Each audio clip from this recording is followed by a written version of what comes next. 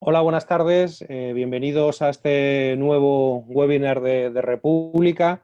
Les quería pedir disculpas por un pequeño retraso porque estamos teniendo algunos problemas técnicos, yo creo con la conexión debido al mal tiempo que hay a estas horas en Guatemala. Bueno, como les decía, hoy tenemos un panel de lujo. Vamos a hablar de periodismo, de cómo informar en tiempos tan complicados como estos de coronavirus. Me presento, soy Manuel Aguilera, responsable de contenidos de... Manuel. Sí, dígame. Un panel de lujo, vamos a hablar de periodismo, de cómo informar en tiempos tan complicados como estos de coronavirus. Me presento, soy Manuel Aguilera, responsable de contenidos de... Manuel. Sí, sí. A ver, ¿qué está pasando? ¿Me escucháis? Yo te escucho. Sí. Sí. Yo escucho perfectamente. Vale, pues continuamos entonces, ¿no? Bueno, como les estaba diciendo, hoy vamos a hablar de periodismo, vamos a hablar de periodismo en una época complicada, para ejercer para tantas profesiones, para la vida de todos, pero también para los periodistas. Y bueno, se habla de que el periodismo es el cuarto poder, ¿no? Hoy tenemos interesantes representantes del cuarto poder de 3 países distintos, de Guatemala, del país del que somos el medio República y del que nuestra audiencia mayoritariamente nos está viendo y escuchando, pero también tenemos un periodista de Estados Unidos, tenemos en Guatemala a José Eduardo Valdizán, de TV Azteca Guatemala, tenemos a Rogelio Mora, de Telemundo, de Noticias Telemundo desde Estados Unidos, y tenemos a Fernando Lázaro desde España, del diario El Mundo, que le agradezco especialmente también por el horario, porque como ustedes saben, España tiene un cambio horario de 8 horas más que en Guatemala, con lo cual para él son la 1:09 de la mañana, ¿no?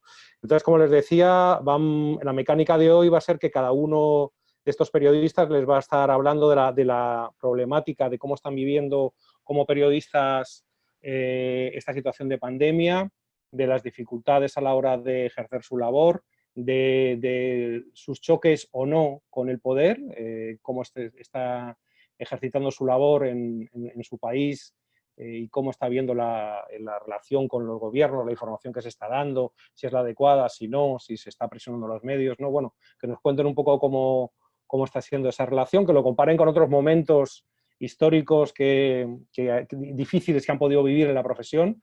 Los 3 son profesionales de una larga trayectoria. Y bueno, sin más, le voy a dar la palabra a José Eduardo Valdizán, dando una pequeña reseña biográfica. José Eduardo es abogado y notario, periodista y locutor.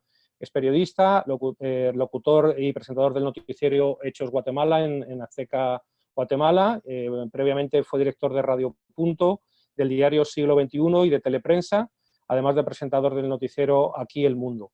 Bueno, como decía, él es abogado y notario egresado de la Universidad Francisco Marroquín. Creo que puede ser muy interesante que nos cuente cómo está viviendo esta situación, cómo está viviendo la relación con el gobierno y con las autoridades, también compararlo con otras situaciones. José Eduardo ha entrevistado a presidentes, a mandatarios, ha tenido muchas anécdotas en una trayectoria profesional dilatada. Y sin más, pues te escuchamos y con interés y adelante, José Eduardo.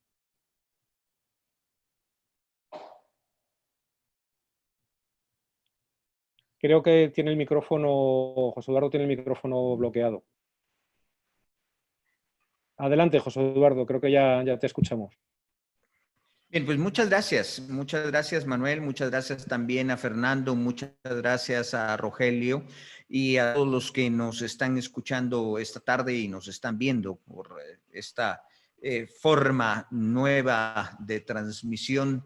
Pues no es nueva, pero se ha popularizado en tiempos del coronavirus, ¿no? Yo creo que podrían escribirse miles de libros, anécdotas y situaciones que seguramente van a pasar a raíz de la situación mundial que estamos viviendo, que es inédita, que es algo que no No teníamos contemplado, creo, ninguno, y no hay un antecedente en la historia reciente, y tendríamos que retrotraernos a los años 18 y 19 del siglo pasado para poder contemplar algo parecido como esto. Bueno, yo no puedo decir que realmente en Guatemala estamos pasando unos grandes problemas para informar. Existen sus valladares, existen sus problemas, pero no ha sido una situación que pudiéramos decir de censura, que pudiéramos decir una situación en la que pudiésemos tener un obstáculo real a cuestionar, preguntar, si al caso los medios, creo yo, por una absoluta condescendencia a la situación. Hemos comprado y no nos hemos cuestionado muchas de las cosas dichas por la verdad oficial. Y la verdad oficial no me refiero solo al gobierno, sino lo que extensamente se ha dicho. Voy a iniciar con algunos conceptos que yo estoy seguro que Fernando y Rogelio pues los tienen más que claros y todo, pero el público que no está envuelto en este tema del periodismo quizá sea valioso que los refresquemos. El periodismo esencialmente es informar, no es otra cosa. No estamos aquí para cambiar el mundo, estamos para darle las herramientas de conocimiento a las personas, para que con esas herramientas las personas tomen decisiones claras acerca de su futuro ciudadano además. Entonces, el principal punto no es que nosotros vayamos a cambiar el mundo. Quizá lo que hacemos indirectamente cambia el mundo o cambia los acontecimientos. Por supuesto, estoy poniendo una distancia bastante grande de todos aquellos acontecimientos en donde efectivamente hubo manipulación, hubo situaciones de este tipo que se han dado en la historia. Y luego la otra cosa es que el periodismo está para dudar, está para poner en cuestionamiento lo que se nos quiere decir como oficial. Si nosotros no dudásemos, si nosotros no pusiésemos una investigación o una comprobación sobre lo que se está diciendo, poco tendrían que aportar los periodistas en el ámbito de cualquier país, creo yo. Entonces yo diría que no somos activistas, no estamos para cambiar el mundo. Y dos, estamos para poner en duda y comprobar lo que se nos está diciendo y de esa manera tratar de que las personas se lleven digamos, una versión de los hechos lo más cercana a la realidad o a la verdad posible. Eso es básicamente lo que yo diría. Recuerdo que al inicio de esta pandemia me tocó entrevistar al delegado de la Organización Mundial de la Salud en Guatemala y de la Organización Panamericana de la Salud en nuestro país. Y yo le preguntaba, ¿ustedes confían en lo que China está diciendo acerca de lo que estamos viviendo? Y él me respondió, sí, han sido muy colaboradores, ellos nos están diciendo todo, ellos nos están poniendo, bueno, hoy es justamente uno de los grandes problemas que tendrá que explicar para el futuro la Organización Mundial de la Salud, la Organización Panamericana de la Salud. Amén de lo que pueda decir el presidente de los Estados Unidos, existen otros hechos que nos guían a decir, pues las cosas parecieran que no son tanto como las explicaba en un momento China, sobre todo después de que se revela las comunicaciones de Taiwán hacia ese organismo mundial diciendo y advirtiendo hay una enfermedad que se está desarrollando y pues no se dijo nada, no se advirtió nada, no se habló. Y todos sabemos las consecuencias que esto trajo, particularmente para Europa, para Italia, para España, para Francia, para Inglaterra, para la misma Alemania de alguna medida. Pero bueno, estamos para dudar, estamos para cuestionar, estamos no para compartirnos la verdad de los desafíos que nos plantea el Dios son los mismos que nos plantea cualquier tipo de situación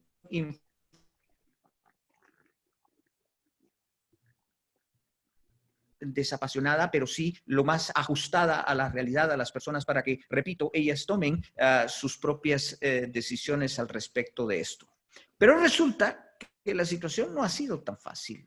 Irrumpió la política, irrumpió el hecho que en muchos países, pues esta situación ha traído a cuestionamiento a muchísimos gobiernos, a muchísimos líderes mundiales, y esto obviamente trae consecuencias enormes en todos los países. En nuestro país, bueno, en nuestro país quizá las cosas han venido bastante tranquilas, bastante, digamos, ordenadas, hasta que en algún momento se producen un par de fallas de comunicación que yo atribuyo particularmente al mismo presidente de la República, lo cual crea algún tipo de inestabilidad, algún tipo de zozobra, y a pesar de que ha venido manejando las cosas bastante bien, pues crea incluso una duda sobre algunas de las situaciones que se vienen dando.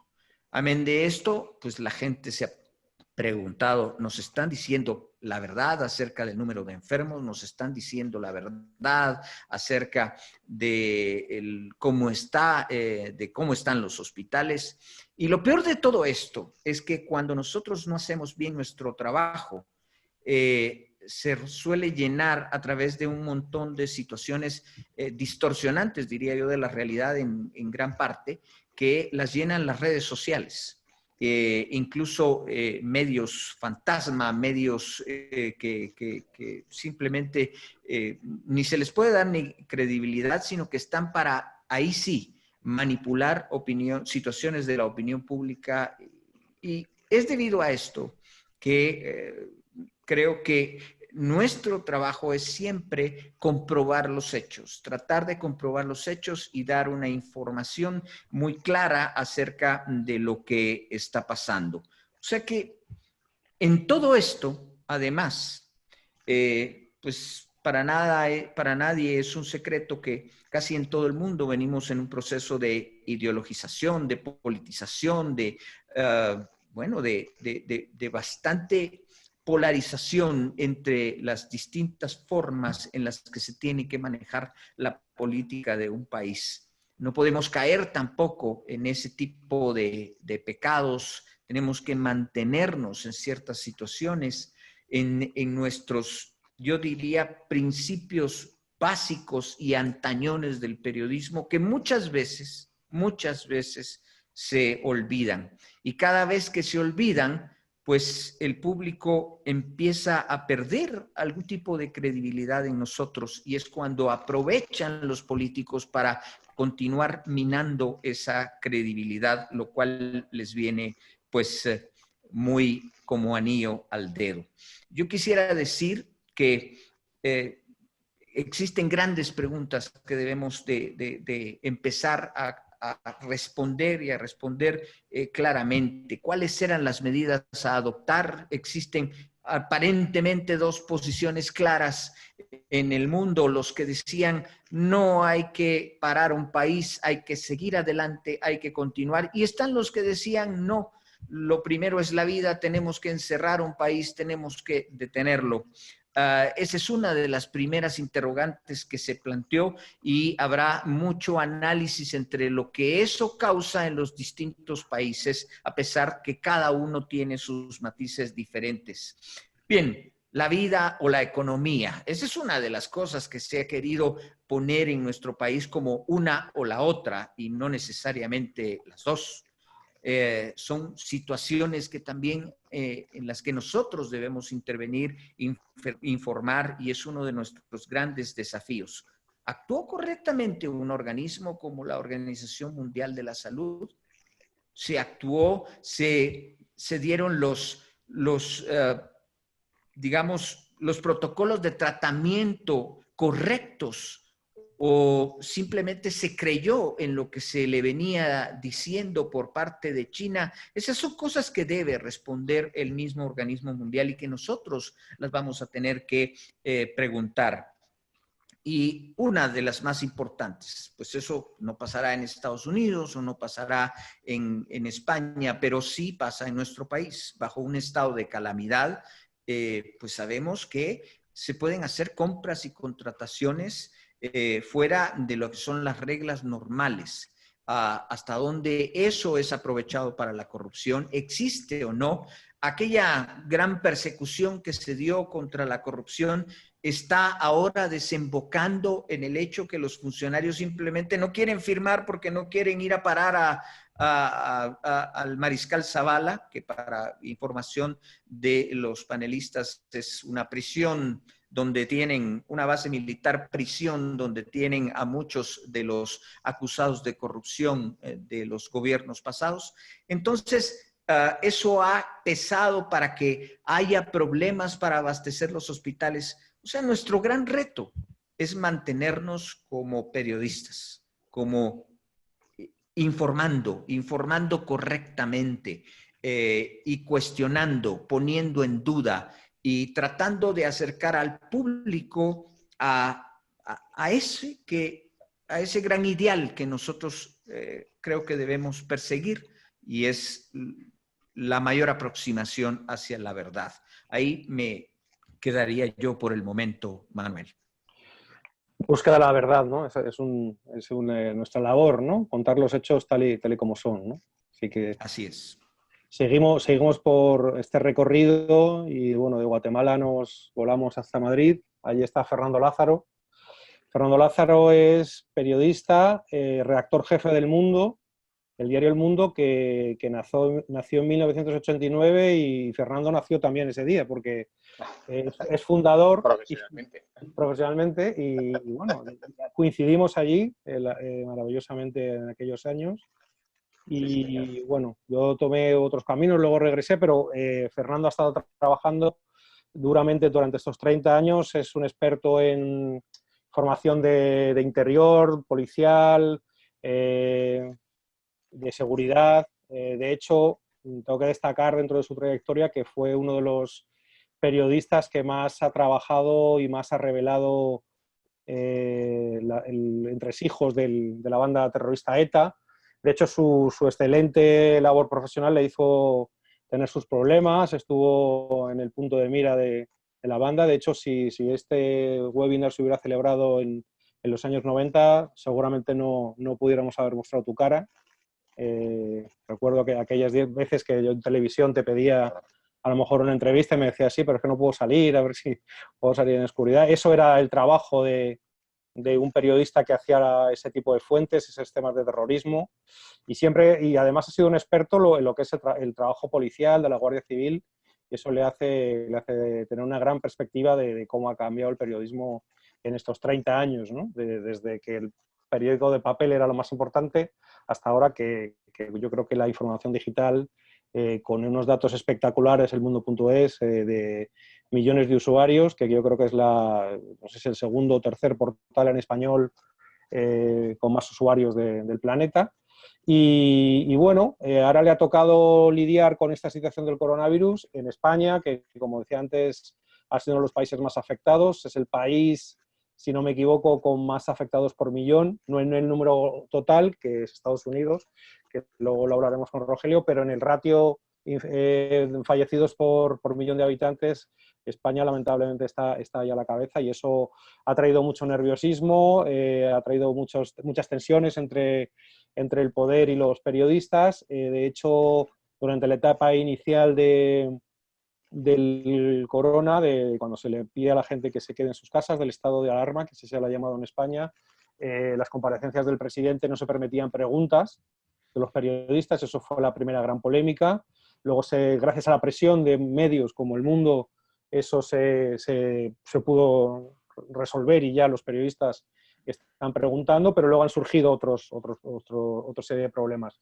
Digo ya el último dato que me parece interesante es que, por ejemplo, El Mundo tuvo una portada muy impactante, que es la fotografía del Palacio de Hielo lleno de ataúdes, de víctimas del coronavirus, de fallecidos, dentro de un palacio de hielo, que es un lugar recreativo donde normalmente la gente se divierte, pero no había lugares en Madrid donde donde poder guardar a esa cantidad de fallecidos, y esa foto tan emblemática, bueno, tuvo mucha controversia porque hay gente que acusó al diario de morboso, y hay gente que, o sea, la tesis del diario El Mundo, por ejemplo, en este caso es que hay que contar la realidad, que en otros casos, por ejemplo en el de Televisión Española, que es una televisión pública, se ha dicho que era una información demasiado dócil o demasiado poco real, ¿no? Eran muy las tesis del gobierno y mostrando poco la dureza del corona y la cantidad de muertos que estaba provocando. Pero bueno, ahí hay mucho que ya dejo a Fernando que cuente su experiencia. También me imagino que harás algún tipo de comparativa con tu carrera de 30 años y bueno, te escuchamos con interés, y de nuevo muchas gracias por estar aquí, por estar despierto a estas horas, y bueno, te escuchamos con mucho interés. Gracias, Manuel. Primero, oye, agradeceros que me hayáis contactado para darme esta oportunidad, que siempre es un lujo, ¿no? Poder explicar a lo que nos dedicamos los periodistas en unas situaciones, además, pues de máximo estrés, de máxima tensión. Yo lo primero que quería poner en valor, pues es que nos hemos tenido que reinventar la profesión. Es decir, ha habido una pandemia que nos ha obligado, en el caso de España, con bastante fiereza, a tener que estar encerrados en casa. Y claro, la profesión de un periodista que se dedica además a hacer un periódico en papel, pues físicamente te obliga a tener una redacción. Ahora hemos tenido que hacer un periódico sin una redacción. Nos hemos tenido que reinventar, y es verdad, como destacaba Manuel, que ya la página web, internet, pues se ha comido ya todo lo que es el proyecto de papel, pero no deja de ser verdad también que para hacer un producto de equipo necesitas ver el equipo. Y nos hemos tenido que reinventar con los medios de comunicación, pues como este tipo de medios de comunicación, ¿no? El teléfono, las videoconferencias, las multiconferencias, y a través de eso ir generando una estructura nueva que nos permitiera informar y, como decía mi compañero en la tesis anterior, poner delante de la realidad a la ciudadanía, y sobre todo, pues lo que ha hecho siempre el periódico El Mundo con todo tipo de gobiernos, levantar la alfombra de lo que el poder no quiere que se sepa, porque yo creo que es nuestra obligación, es contar la realidad. Y en esta ocasión nos hemos encontrado en España, fíjate, para muchos con la tormenta perfecta. Es decir, tenemos una pandemia, nos está sacudiendo con una dureza tremenda en España. Contamos de 800 en 1000 los fallecidos que estaban todos los días, y le pilla a un gobierno recién prácticamente creado, el primer gobierno de coalición en España, en el que está el histórico Partido Socialista, que además es quien lo preside, pero como socio está el Partido Podemos, que entre la amalgama de formaciones que están allí, pues está el Partido Comunista. Entonces es la primera vez que en España entra el Partido Comunista o representantes del Partido Comunista en un gobierno. Y entonces te encuentras con un embudo informativo y con un gobierno en el que su vicepresidente, que viene de Podemos, es un personaje político que no lo ha escondido nunca, que él no tiene ningún cariño ni apego a los medios de comunicación que no son públicos, que su apuesta es un único medio de comunicación que diga una sola verdad y que sea la que le marque el gobierno. Y con estas hechuras hemos tenido que ir toreando no solo las estrecheces propias del confinamiento, sino también pues el bloqueo informativo que se produjo desde el minuto 1 por parte del gobierno que marca en España.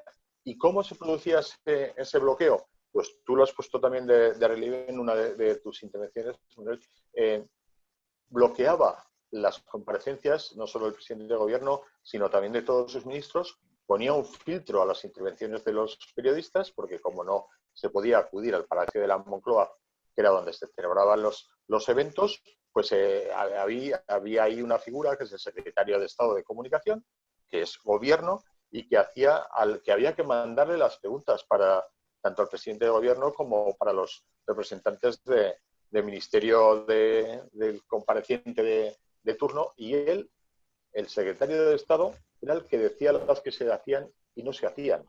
Claro, hubo que dar un puñetazo encima de la mesa por parte de varios medios de comunicación, o se corregía esa situación o no había presencia mediática hasta ahí, porque claro, es que luego se nos llena a todos los políticos que tenemos aquí de decir que España es una de las democracias más avanzadas del mundo. Y probablemente sea, pero gracias a que los medios de comunicación nos dejamos bastantes pelos en la gatera y damos la batalla. Una batalla además que en este caso de la pandemia, para que os deis un poco cuenta de cómo estamos, obliga el gobierno en una fase inicial generó 3 tipos de comunicación: la comunicación política, la comunicación sanitaria y la comunicación de la seguridad, ¿vale? Entonces, durante toda la jornada te iba torpedeando con ruedas de prensa de un ámbito, de otro ámbito o del otro ámbito, y te tenía bloqueada a prácticamente 3/4 partes de la plantilla de los medios de comunicación. La primera manera de actuar que hace el Ejecutivo es hilvanar esta crisis como si fuera una crisis de seguridad.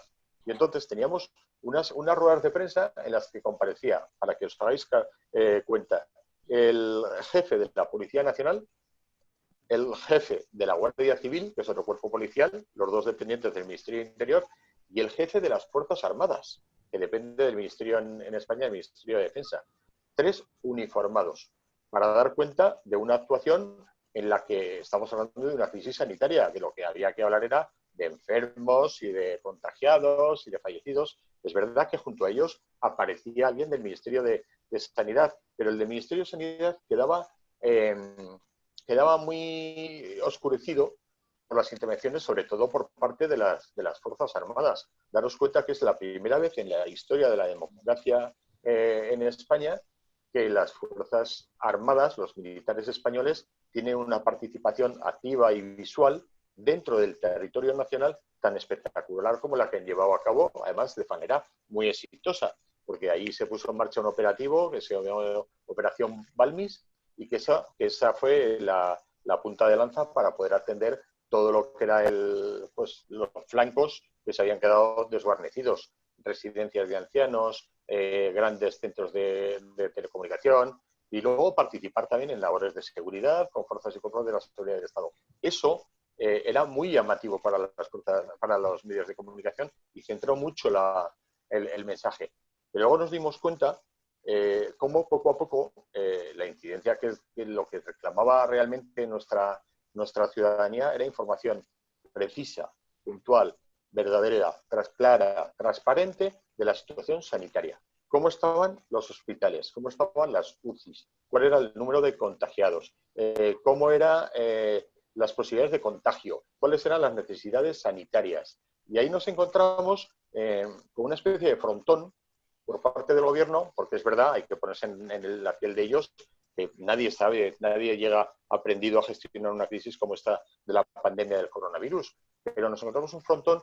¿Por qué? Porque lo que recibimos es información paternalista, proteccionista. No nos dan respuestas claras y entonces intentan torearnos. Hasta tal punto que yo creo que uno de los episodios más escandalosos que yo recuerdo de estos 3 meses de pandemia se produjo cuando el portavoz del gobierno en el área sanitaria tuvo que reconocer que el uso de las mascarillas era imprescindible para salir a la calle y para estar en zonas comunes. Bueno, pues hasta ese momento las había desaconsejado y admitió que las desaconsejaban porque no existían la posibilidad de facilitar mascarillas a toda la población. O sea, se arrogó el gobierno, el papel de papá Estado a la hora de decidir cuál era la información que tenía que proporcionar a la ciudadanía, porque lo lógico, o por lo menos lo que reclamábamos algunos periodistas, no pocos, la gran mayoría, era, a ver, señor Simón, en este caso era el doctor Simón, usted lo que nos tenía que haber dicho es el uso es obligatorio de las mascarillas.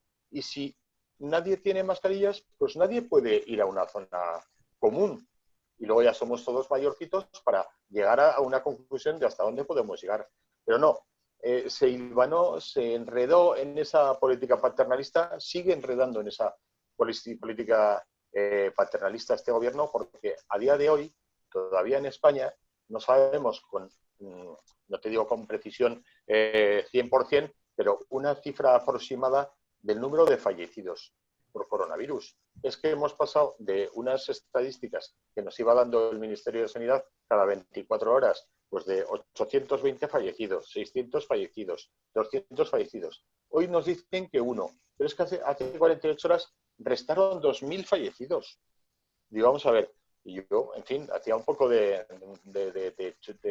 sorna ya con esa situación. Hombre, tiene más capacidad este gobierno de resucitar a fallecidos que lo que tuvo Jesucristo cuando resucitó a Lázaro, porque se quedó en uno, y este gobierno resucitó a 2.000. Y perdonadme un poco el tono de humor en un asunto tan serio, porque claro, es que entre el tono paternalista, la confusión con los datos y luego el afán de controlarnos a los medios de comunicación que ha existido, ha sido demoledor.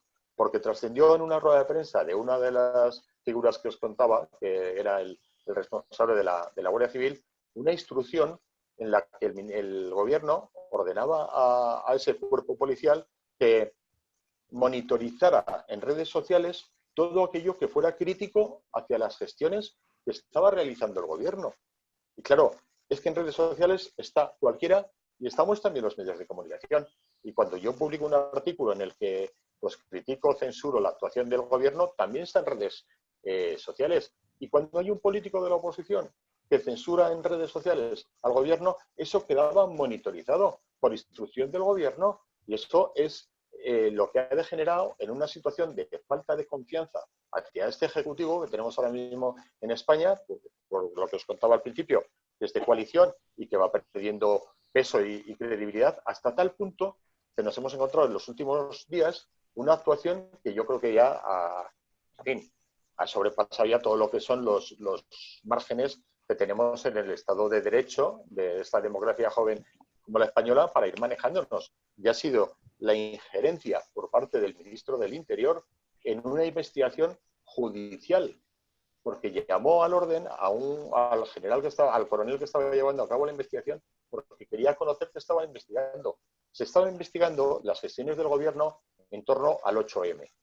¿Qué es el 8M? El 8M lo hemos bautizado en España al famoso y polémico fin de semana anterior a que se desencadenara con brutalidad la pandemia, y en ese 8M el gobierno, que tenía información de cómo estaba evolucionando el coronavirus, no solo autorizó, sino que potenció y puso en marcha todo el aparato propagandístico para que se sumaran decenas de miles de personas a unas concentraciones en Madrid capital, que es donde más se está sufriendo el coronavirus, a favor de lemas de una manifestación que estaba claramente politizada por los dos partidos de gobierno en defensa de la igualdad de la mujer y con una serie de eslóganes un poco más radicales. En cualquier caso, era una concentración avalada por el gobierno, calentada por sus instituciones y sus partidos, cuando ya sabían que estábamos en una situación de prepandemia y lo que había que hacer era precisamente lo contrario, era mandar a la gente. Bueno, pues eso se abrió una causa judicial,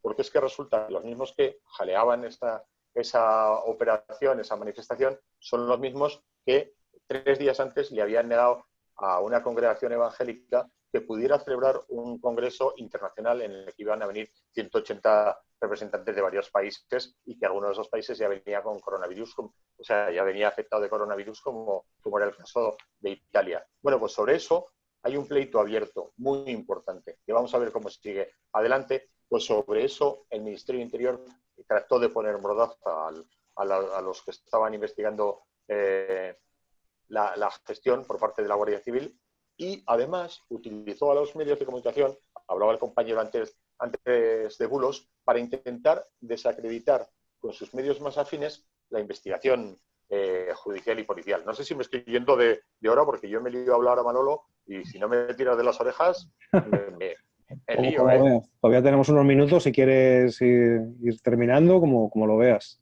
Pero no, yo lo que sí que quería era insistir sobre todo en el mensaje de que este Ejecutivo lo que ha tratado con los medios de comunicación, y por eso la revuelta en la que estamos, ha sido primero silenciarnos, luego darnos la información personalizada y casi para cada medio, abusando de que los periodistas prácticamente no podíamos salir a la calle. Yo recordabas la fotografía del Palacio de Hielo. Claro, el gobierno era lo que te vendía públicamente era los aplausos que a las 8 de la tarde todos los días los ciudadanos salimos al balcón y aplaudimos a los sanitarios. Pero lo que no quería era imágenes de fallecidos. Y sin embargo, algunos entendimos, y yo de los primeros, que la tragedia se tiene que visualizar. Tiene que haber un respeto enorme al fallecido, pero tiene que verse el fallecido, porque si no, atentados como los que sufrimos en Madrid en el 11M, si no se hubiera visto imágenes de las bolsas negras con los cadáveres, nadie tendría en el recuerdo esa situación. Si no hubiéramos tenido imágenes de los aviones golpeando las Torres Gemelas, nadie se creería, ahora de generaciones inferiores a la nuestra, que se llegó a cometer un atentado con tal número de fallecidos. Bueno, pues oye, la fotografía que recalcaba Manuel, me salí yo a la calle a conseguirla y no tuve la menor duda porque era unas instantáneas en las que estaban los ataúdes en el suelo, no se veía la identidad de los que estaban en el suelo, estaban perfectamente ordenados, estaban con respeto en las imágenes. Yo creo que es una de las fotografías, de las instantáneas, que definen la tragedia que hemos vivido en España. Porque la tragedia que hemos vivido en España, este gobierno lo que nos intenta transmitir es que es la de los aplausos a los sanitarios. No, señor mío, es el aplauso al sanitario, pero es el de los 30 o 40 o 50.000 muertos que llevamos hasta ahora. Y hasta aquí llego, Manuel. Bueno, pues muchísimas gracias, Fernando. La verdad es que tiene tantas aristas el tema. Yo te planteaba eso de la portada y lo de la rifirrafe con el gobierno por el tema de las preguntas, etcétera, pero ha habido muchísimas polémicas que tú has citado certeramente, ¿no? Y bueno, nos volvamos a Miami desde Madrid y saludamos a Rogelio Moratagli, que es corresponsal de Noticias Telemundo, la cadena hispana más importante de los Estados Unidos, que pertenece al grupo NBC. Y bueno, Rogelio, llevas desde 1997 como reportero en Telemundo, ¿no? Son muchos años, muchas coberturas, muchos desastres, muchas investigaciones de los narcos. Y tu última batalla periodística ha sido en el coronavirus. Has estado en Nueva York, has estado durante muchos días en Nueva York. Me imagino que habrás visto cosas muy duras. Me gustaría que en algún momento comentaras lo que hemos estado hablando con Fernando de qué hacer con esas imágenes duras, si tenemos que llegar a un límite, debemos mostrarlas, no debemos mostrarlas, las reflexiones que hacía Fernando, que si estás de acuerdo o no.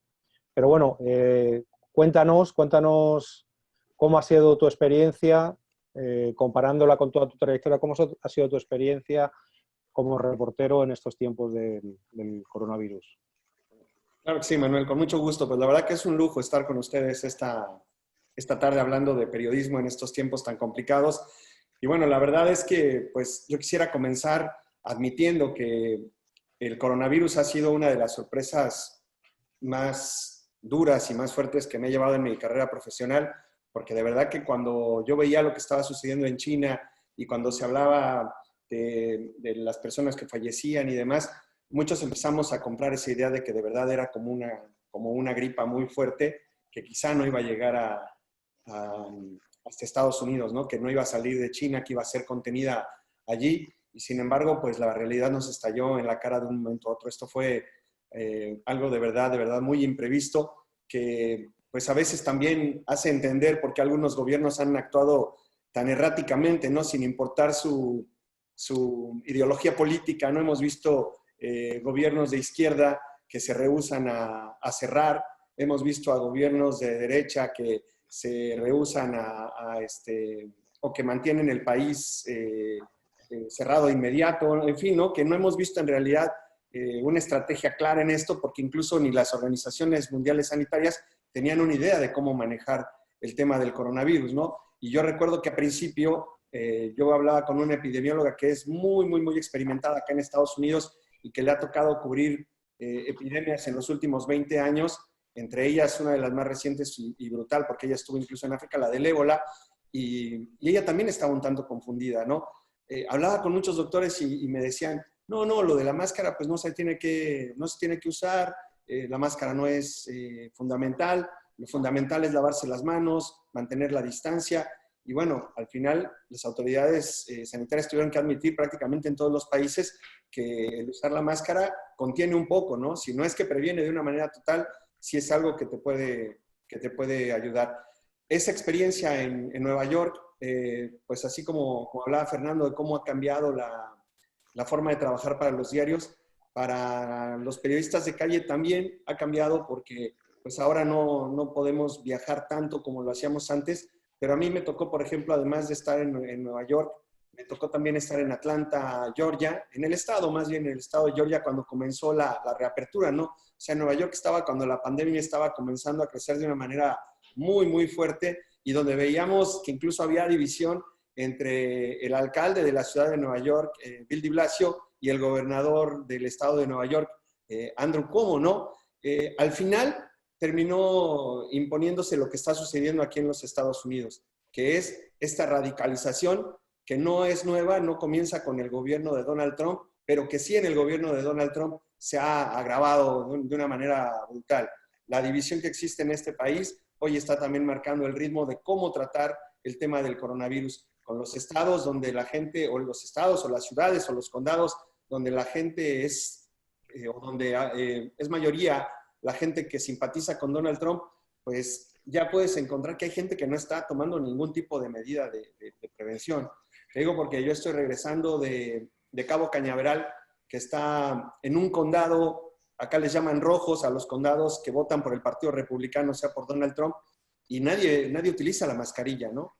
Y todo esto porque el presidente de los Estados Unidos ha enviado un mensaje que desde mi punto de vista es incorrecto e irresponsable, que es el de aparecer continuamente en cualquier evento público sin la mascarilla. Y además, esto va relacionado con el tema del periodismo, porque el presidente Trump no le quiere dar el gusto a los periodistas de verlo con las mascarillas. Y lo ha dicho abiertamente, él lo ha declarado que es por eso que no se la pone, ¿no?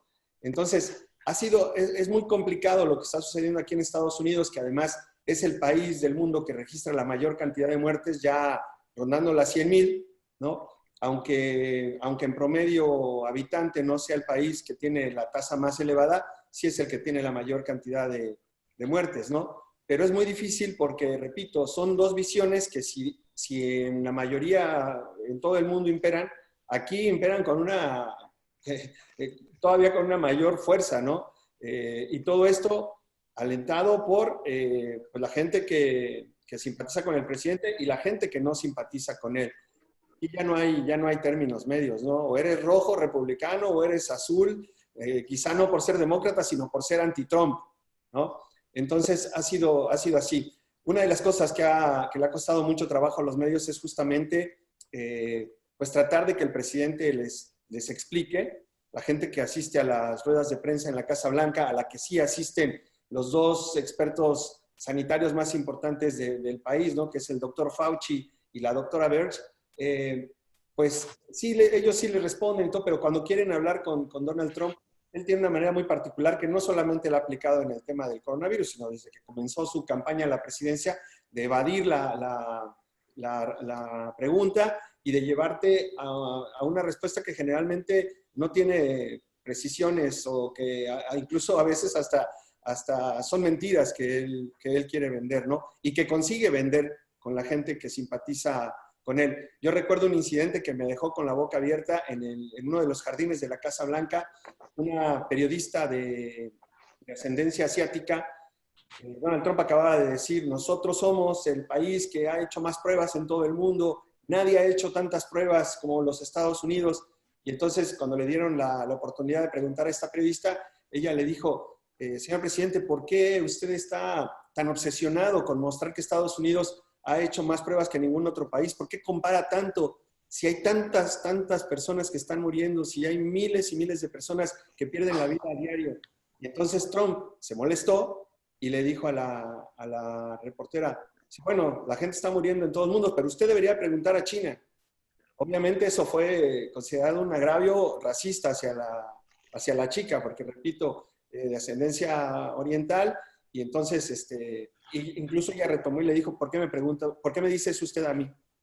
¿No? Y ya le cortaron el micrófono, en fin, pero todo es muy, muy al estilo Trump. Y así está sucediendo en muchos lugares donde donde está comenzando a reabrir el país, mucha gente que simpatiza con Trump dice, no necesitamos esto fue un invento, fue China quien sembró el virus, en fin, cosas que se han comentado en algunos medios que son afines al presidente y que pues tiran todas estas versiones de una manera irresponsable y generan en la opinión pública que simpatiza con el presidente pues una suerte de verdad que defienden a capa y espada, ¿no?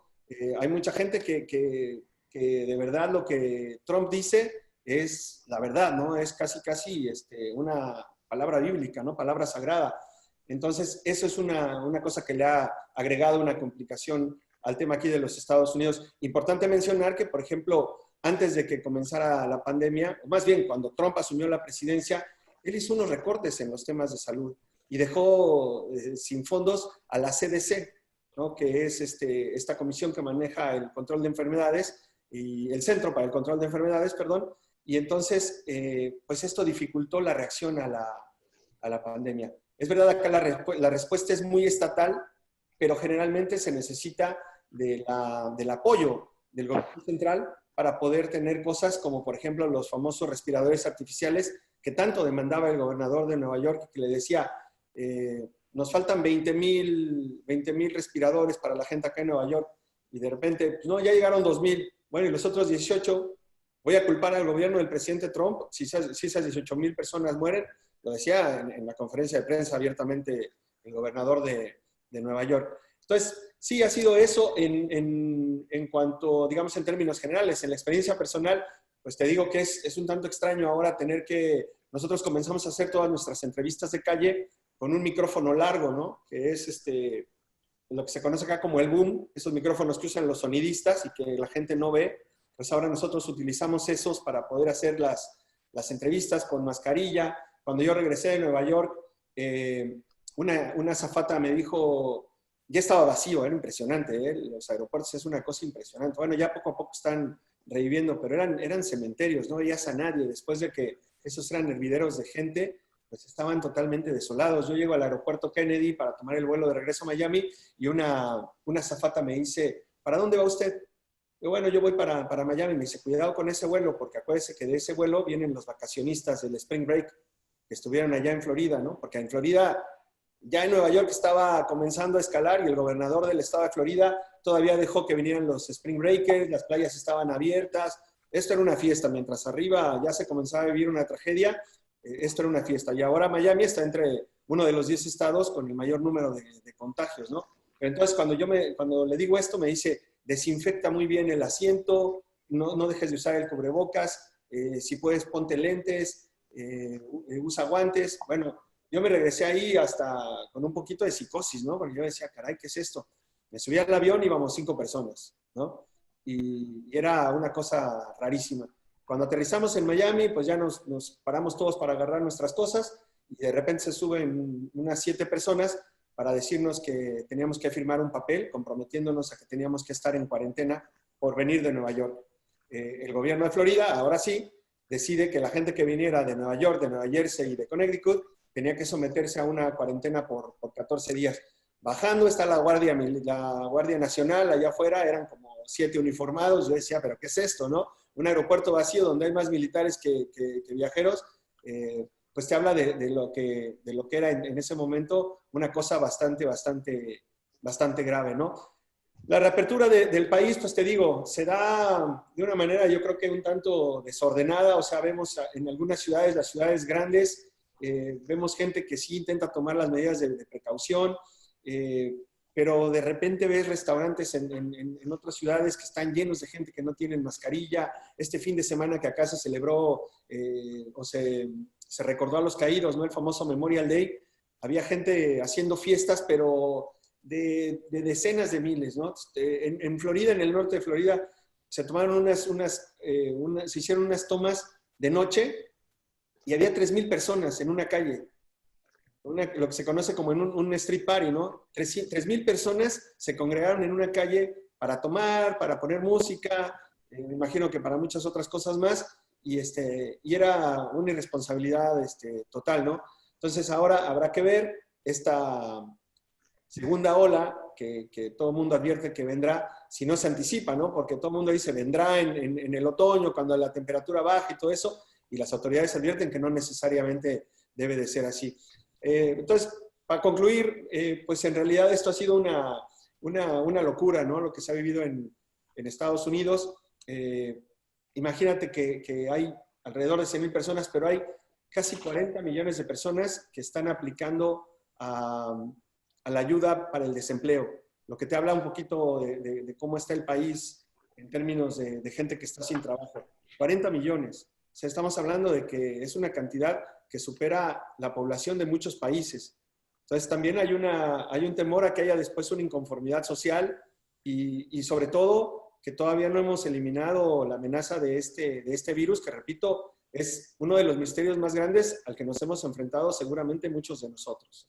Y con esto, pues, quisiera concluir, ¿no? Con lo que ha significado este tremendo misterio llamado coronavirus.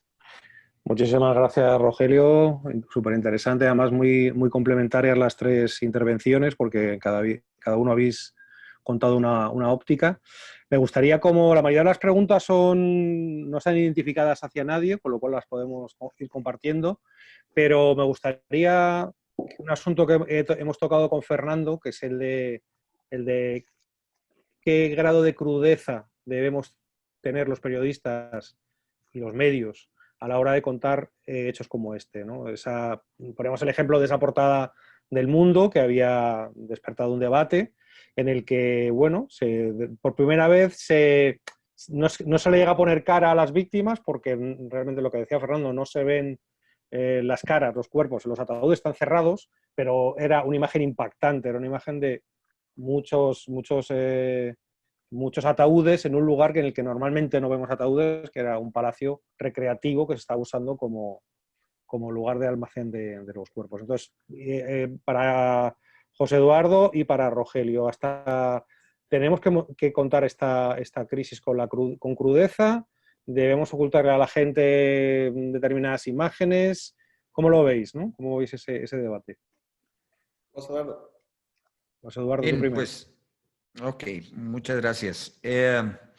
A ver, yo no soy partidario de proteger a la gente, digámoslo así, en el sentido de que evitemos determinadas imágenes que son necesarias para que sepan exactamente qué está pasando.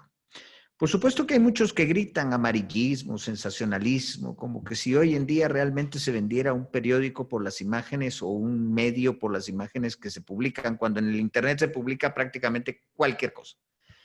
Yo sí creo que las personas deben tomar las cosas en serio. Estamos en una época en que todo ofende, en que todo molesta, en que todo es terrible. Yo me he tomado la tarea de ir a la Arenal, donde se guardan los antiguos periódicos del país, y a ver cómo se reportaban las noticias en aquellas épocas. No digo que fuera la manera perfecta, pero a ver, se presentan cosas en las portadas y fotografías que, si bien es cierto, hoy se tomarían como, yo diría que hicieron que la sociedad reaccionara en determinado momento a los hechos. Una protección excesiva en ese sentido, lo que hace es que la gente no tome conciencia de lo que verdaderamente está pasando. No soy partidario de las cosas grotescas, no soy partidario de las cosas que ofendan sobre todo a las víctimas, pero yo soy partidario de proteger al público de verdad, de lo que está pasando y contarla tal cual, porque por eso es que los enfermeros, los doctores, etcétera, etcétera, han tenido opiniones acerca de esta situación que el público no comprende, pero han estado ahí y lo han vivido y se han dado cuenta de lo que está sucediendo. O sea que, para responder la pregunta, creo que el público debe ver. Rogelio, ¿qué opinión tienes tú sobre el tema? Sí, mire, yo soy partidario de de que siempre se tiene que respetar mucho el dolor de las personas, pero también en este caso, y para hablar concretamente de la portada del periódico El Mundo, yo creo que cumplió con un propósito, ¿no? Y creo que de alguna manera terminó mostrando una realidad que no se estaba mostrando del todo. Entonces, cuando sucede eso, yo creo que es muy válido, que además yo creo que se hizo de una manera respetuosa, porque como decía Fernando, no es que tuviera el nombre de una persona, ¿no? Y que pudiera lastimar a su familiar. Cuando las cosas son de esa manera, yo creo que además de válido es necesario, ¿no? Otro tipo de situaciones, si lastiman a la familia, no sé, si van a entrometerse en el dolor de una persona o de una familia, yo sí soy un poco contrario a eso, ¿no? Pero yo creo que en este caso en particular, no. Por ejemplo, acá se ha mostrado mucho ataúdes que se han mantenido escondidos en funerarias que ya no dan a más, ¿no? Y entonces también eso creo yo que termina ilustrando cuál es la situación que se está viviendo, ¿no? Yo creo que esas cosas contribuyen a que uno dimensione la tragedia y que además al dimensionarla uno tome acción para prevenirla en casa, ¿no? O sea, si tú ves que esta pandemia de verdad está cobrando tantas vidas, pues entonces obviamente te lo vas a tomar con mayor seriedad. Por eso me parece tan irresponsable que el presidente salga sin una mascarilla, porque son mensajes. Una persona bastante mediática, ¿no? Él mismo ha presumido que sus conferencias de prensa daban más rating que los programas del horario estelar. Pues obviamente lo van a ver muchas más personas que van a pensar que esto no es serio porque el presidente no se pone la mascarilla, ¿no? Entonces es eso. Cuando se mandan esos mensajes a través de las imágenes que van a tener un beneficio, yo estoy totalmente a favor, ¿no? No en el caso de la mascarilla del presidente, ¿no? Me refiero a lo de mostrar la dimensión de la tragedia. Manuel, ¿me permites hacer una cuña? Sí, sí. Yo ya he explicado mi Sí. visión y comparto con la de los dos compañeros, pero en cualquier caso, por apuntar un detalle más, ya, lógicamente, guardando el respeto a todas las víctimas, con cariño, pero sobre todo hay otro punto. Nosotros cuando la publicamos, el gobierno lo que trataba era impedir de que se publicaran ese tipo de imágenes en un afán proteccionista, en un afán paternalista. Claro, si ya encima que ya el gobierno está robándose unas facultades que no le corresponden, si encima los medios de comunicación entráramos en esa dinámica de decir esto no le conviene al ciudadano conocerlo, pues le haríamos un flaco favor al sistema democrático y a la ciudadanía, ¿no? Yo recuerdo que se montó mucha polémica cuando la publicamos, pero es que a las 48 horas, si no recuerdo mal, y tendréis todos la imagen en la cabeza, salieron a nivel mundial esas excavadoras haciendo huecos en Estados Unidos, yo creo que era en Nueva York, para hacer hueco, y era una fosa común, y estaban metiendo ahí, oye, pues aquí los medios de comunicación en España, para dar los muertos de Estados Unidos, no tuvieron ningún pudor, absolutamente ningún pudor, y criticaban los muertos de España. Claro, ese doble vara de medir que hemos sufrido en este país, pues es estrambótica, pero sobre todo el gran problema es que nos convirtamos nosotros en lo que tiene que ver o no un ciudadano. No. Nuestra obligación es decirle la realidad al ciudadano, esta es la realidad. Y luego, si el ciudadano se enfada con otros porque no le ha gustado, pues dejará de comprarnos o no nos verá en el canal o lo que sea y reaccionará de alguna manera. Pero tenemos que darle los hechos para que él decida. Mira, esta pregunta yo creo que se la vamos a lanzar primero a Rogelio, porque habla de fake news, que tanto le gusta citar al presidente de Estados Unidos, a Donald Trump, que al final ha abaratado un poco el término, porque las fake news existen, ¿no? O sea, entonces hay un asistente que dice, ¿qué pasa con las fake news? ¿Cómo identificarlas, ¿no? ¿Cómo podemos identificar, cómo recomiendas a la gente que le gusta informarse no caer en la trampa de las fake news o de los bulos, que se está diciendo esa terminología más en España, por ejemplo? Sí, pues mira, hay varios medios que, bueno, el presidente generalmente identifica algunos medios como portadores de fake news, ¿no? O como voceros con fake news. principalmente al The New York Times, al Washington Post, y su víctima preferida es CNN, ¿no? En inglés. Es el medio al que más le gusta atacar. Es muy fácil identificar fake news a través de la comprobación de los hechos. Para una persona es más complicado, digamos, para una persona común es más complicado porque también ya hay muchos medios que también están tomando partido, ¿no? O sea, si tratas de corroborar una fake news a través de, por ejemplo, de la cadena Fox, que nació justamente para ser una fuerza de los conservadores, pues entonces obviamente es más complicado, ¿no? Pero lo importante acá es que la gente no se deje llevar por versiones ligeras que se encuentran en las redes sociales. Ahí es en donde está el mayor peligro. Los medios convencionales estamos un poquito más sujetos a la supervisión o al cuestionamiento, ¿no?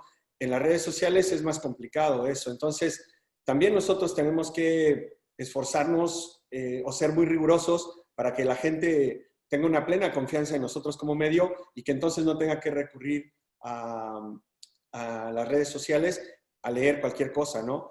Es una batalla que no es fácil, repito, porque te digo que incluso entre los medios convencionales a veces hay una batalla y alguno tomará los datos que le convengan más a su ideología o a lo que busca y el otro, por supuesto, tendrá una versión que contraste, ¿no? Como te decía, no es que esto sea nuevo, ya ha sucedido, ya ha habido casos muy, muy fuertes de noticias pues que no han sido ciertas y que han sido denunciadas con fuerza por las autoridades y muchas veces han ganado la batalla. Y bueno, también eso es culpa del periodista que no la investiga bien, ¿no? Pero en esta administración todo se ha agravado, todo se ha radicalizado aún más y entonces está siendo más complicado, ¿no? Pero, pues, repito, como lector, pues yo creo que la mejor manera es checar a través de algunos de los medios más importantes y ver en dónde está realmente pues la realidad o cuál es el medio que está tomando una posición diferente al otro, ¿no? No es una tarea sencilla, pero nosotros como periodistas, para tratar de que la gente no crea en las fake news, pues tenemos que esforzarnos por mantener nuestra credibilidad y que entonces la gente pues se informe a través de nosotros, ¿no? Perfecto. José Eduardo, esta pregunta es para ti. Me pregunta un asistente que qué opina de que el presidente Giammattei se limite a cadenas y mensajes presidenciales sin dar conferencias de prensa.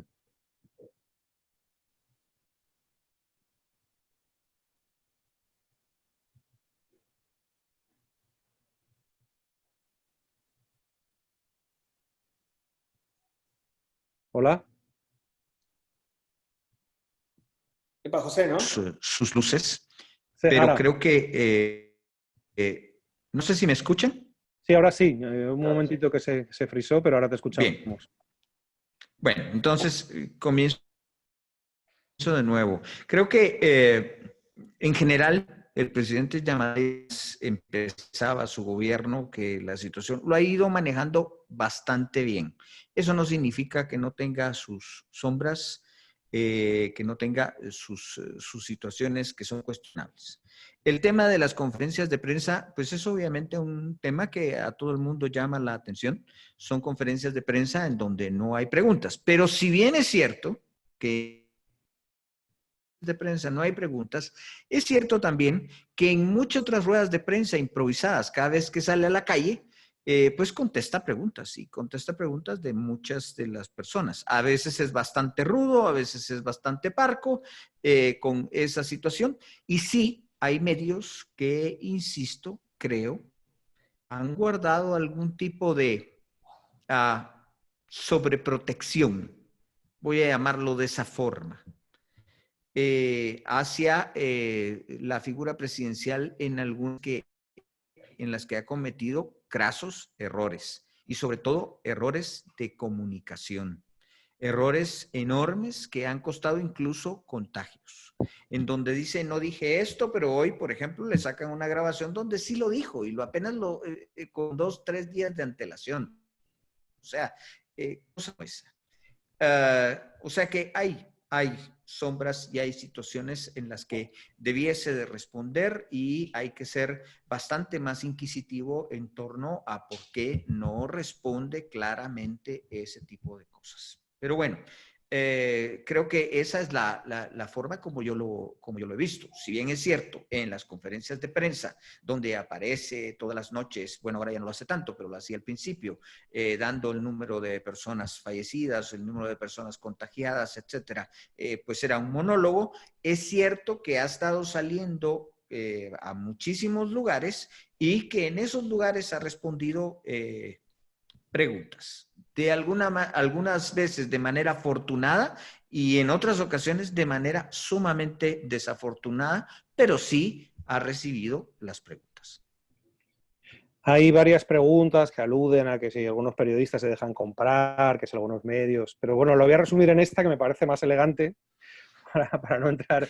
Dice, la crítica de la prensa disminuye cuando el gobierno pauta en medios. Eso es interesante. ¿Hasta qué punto medios escritos, digitales, audiovisuales, estamos un poco condicionados cuando se nos ofrece una campaña institucional por la que se nos paga al medio dinero? ¿Eso realmente veis que es un problema en el periodismo de hoy? No sé si... Bueno, Fernando, por ejemplo, que el otro día en España hubo una polémica porque todos los periódicos impresos fueron con la misma portada y era una campaña del gobierno, evidentemente pagada, ¿no? Que además era un Sí, titular como... efectivamente. Y bueno, hubo Era mucha todos polémica en Twitter. juntos, salimos o algo así, sí. Sí, saldremos adelante, era un mensaje del Sí. gobierno muy fuerte y bueno, claro, mucha gente en Twitter yo escuchaba diciendo, bueno, os habéis dejado comprar todos, El País, El Mundo, La Vanguardia, la ABC, todos, derecha e izquierda, misma portada, misma campaña pagada por el gobierno de España. ¿Eso Hombre, a condiciona, Fernando? mí, quiero decir, a mí no me gustó nada, ¿eh?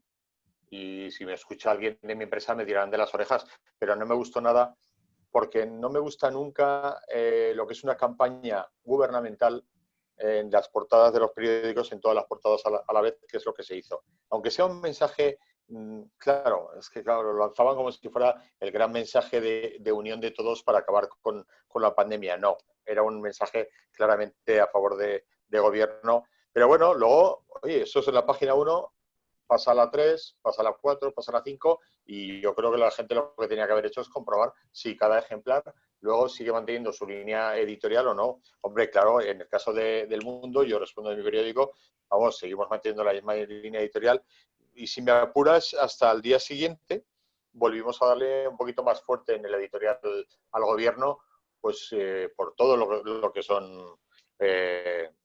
la línea gorda de su gestión. Hablabais antes de fake news. Bueno, pues es que aquí en España hemos tenido que sufrir fake news por parte del gobierno, pero además en plena rueda de prensa directas. Hemos tenido que ver al señor Pedro Sánchez decir que España era el séptimo país del mundo en la mejor, el que mejor había reaccionado al síndrome, a la pandemia, y lo defendía en base a unos estudios universitarios que no existían, Y este hombre le preguntaron en la rueda de prensa y volvió a insistir, y mientras estaba él sosteniéndolo en público por enésima vez durante varios días, la universidad a la que se refería sacó una nota diciendo que ese informe al que se estaba refiriendo el presidente del gobierno no existía. ¿Sabéis cómo reaccionó el gobierno? Insistiendo en el informe. Es que ese es lo que tenemos que poner negro sobre blanco siempre los periodistas y enseñárselo. El intento de mi gobierno ha sido, al inicio de la pandemia, soltar una pasta gansa a las televisiones, pensando, yo creo que, en fin, para hacer frente al fenómeno, porque es un medio de comunicación intensivo, bueno, pues en fin, para colocar luego, si hace falta, los mensajes. Lo cierto y verdad es que todos interpretaron lo que podía interpretarse, que era un intento de que las televisiones no fueran críticas. Bueno, pues luego hay que ver esas televisiones y algunas ya eran palmeros per se de ese gobierno, ya eran palmeros antes y encima ahora son más palmeros porque encima reciben más dinero. Y otros, oye, hay unos periodistas que se visten por los pies y hacen unos informativos que además tienen máxima audiencia, que son demoledores, pero no porque haga un speak editorializante, no, por simplemente exponiendo los datos y haciendo retrospectiva de las informaciones y de los datos que había dado el gobierno. Entonces, claro, es que no aguanta un gobierno su propia cadencia de mensajes durante 15 días si está basado la mitad de ellos en fake news. Y nos encontramos con un problema muy serio. Y ya no hablo solo de España, sino de todos los países donde el gobierno haya perdido la credibilidad que se le supone que tiene que tener. Y es como apuntabais antes, todos tememos que se produzca unos repuntes de nuevo y que vaya rebrotes y que vuelva a haber que tomar medidas de confinamiento. Bien, si el gobierno ha sido fiel a la verdad y ha transmitido la verdad a los ciudadanos, cuando vuelva a tocar el silbato para decir, oiga, todos de nuevo a casa y a encerrarse porque viene otra vez la pandemia con el enemigo y viene bien cargado, pues todos obedeceremos. Pero si ese gobierno lo que ha hecho es fake news, nos ha engañado con los datos de los fallecidos, nos ha engañado todos los días y ha aprovechado un estado de alarma como el que vivimos en España para hacer política retrospectiva del sistema democrático español, pues entonces va a tener un problema muy serio para que la gente le siga, o por lo menos una parte importante. Pues Eduardo, ¿tú te has sentido incómodo con alguna de esas campañas pagadas del gobierno, del ministerio, etcétera? ¿Eso cómo lo vives como periodista? Yo lo quiero hablar en general. Yo quisiera que, tal vez Rogelio nos puede aclarar después, pero yo quisiera que en Guatemala existiera una prohibición total, como creo que existe en Estados Unidos, para que el gobierno pueda pautar en medios, realizar campañas de ese tipo porque la divulgación de los gobiernos normalmente es propaganda, no es noticia, no es deseo de informar, es pura y llana propaganda. Y eso creo yo que insulta a las personas. Claro, lo digo como periodista y no tengo yo que lidiar con los números, pagar la nómina de los salarios todos los meses en un medio de comunicación, que vaya que es grueso y es difícil, pero yo creo que debiese de haber una prohibición absolutamente total. Ahora, me llama la atención que muchas veces se señala esto, y yo creo que, y vuelvo a repetir, creo que el gobierno debe estar prohibido que paute en medios de comunicación. Pero además digo, igual de nefasto e igual de trastorno hacia la libertad de expresión es el hecho que existan fundaciones que vengan y subsidien medios de comunicación solo para que canten su verdad. Cualquiera que llega y te dice, te voy a dar este montón de plata para que lo puedas gastar y hagas lo que te dé la gana sin rendirme cuentas y no es anuncio ni es nada, te está diciendo tienes que decir lo que yo quiero que digas. Así es que me disgusta lo del gobierno, como me disgusta también la existencia de ese tipo de fundaciones que hacen ese tipo de situaciones porque creo que pervierten la libertad de expresión y fomentan el activismo dentro de lo que debe ser periodismo. Rogelio, de este tema, ¿qué opinas? Sí, bueno, primero de los periodistas que reciben dinero del gobierno, sí, los hay, ¿no?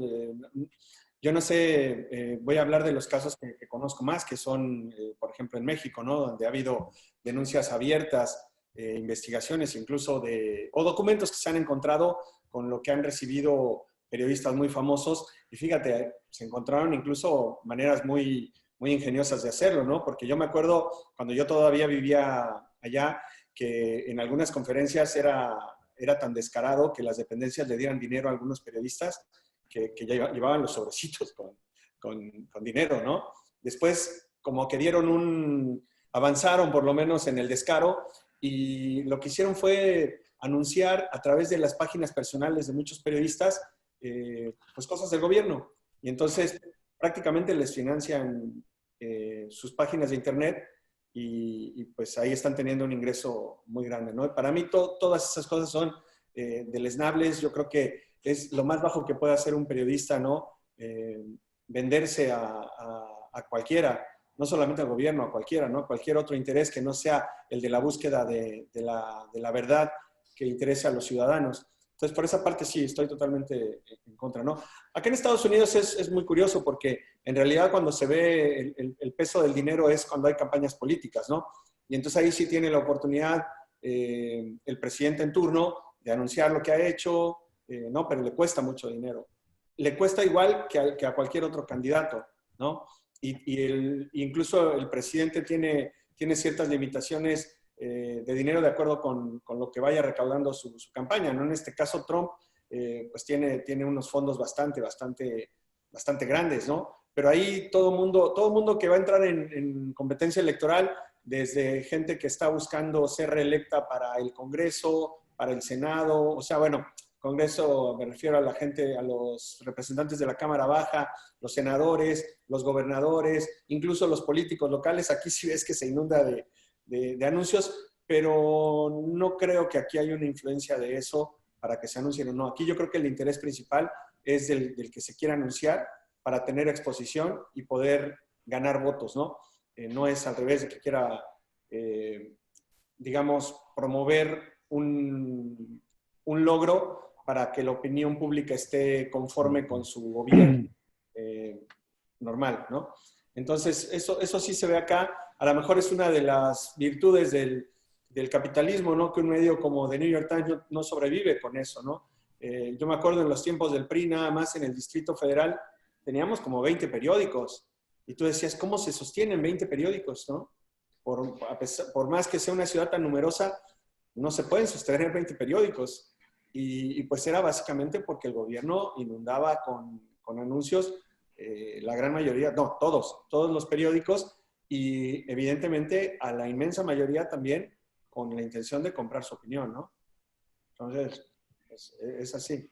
Pero acá no sucede.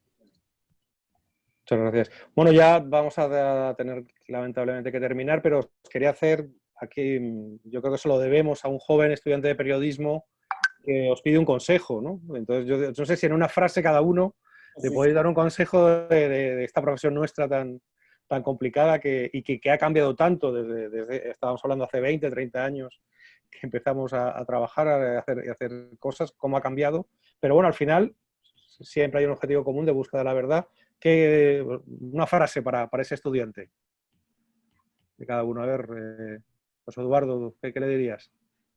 Bien, yo le aconsejaría lo que le he aconsejado muchas veces a mis alumnos cuando he estado dando clases de periodismo, y es: aléjense del activismo y sean periodistas. El activismo lo que busca es algo que realmente debería de buscarse desde un partido político. Si yo quiero cambiar la situación de un país, si yo quiero cambiarla, entonces para eso está un partido político. Pero el activista en los medios de comunicación exalta ciertas cosas, pero oculta ciertas otras que le son negativas a su visión del mundo. Y eso es terrible, eso es nefasto. Aléjate del activismo. Hay que ser periodista, hay que buscar la verdad, y la verdad muchas veces duele. Muchas gracias. Fernando, ¿tu consejo? Pues mi consejo primero, felicitarle porque tú decías que ha cambiado mucho la profesión, y es verdad, ha cambiado mucho de la que hemos conocido tú y yo cuando empezamos a dar pedales ahora ha cambiado, pero sigue siendo la misma. Y yo no hablaría de profesión, yo hablaría de oficio. Yo creo que somos unos privilegiados los que nos dedicamos al periodismo. Siempre lo he dicho, a mí me parece apasionante. Es una oportunidad de poder contar la verdad. Me sumo a la recomendación de mi compañero. Sobre todo, que vaya con la cara limpia, se levante por las mañanas y diga: a ver qué exclusiva voy a dar hoy, que tengan que citarme mañana todos mis medios de la competencia. Buenísimo. Buen consejo. ¿Y tú, Rogelio, qué consejo le darías? Pues bueno, primero comienzo robándome una frase que alguna vez pronunció el gran periodista polaco Ryszard Kapuczynski, que decía que una mala persona no puede ser buen periodista. O sea, le recomendaría ser una buena persona, ser honesto, y entonces hay más probabilidades de que sea un buen periodista. Bueno, pues decía también García Márquez que es la profesión más hermosa del mundo, ¿no? Y en eso creo que los cuatro le daríamos la razón a los cuatro. Bueno, muchísimas gracias a los tres por haber estado con nosotros. Espero que la gente haya podido disfrutar. Vamos a hacer una información con todo lo que hemos hablado hoy, con el vídeo que se podrá ver en unas horas en republica.gt.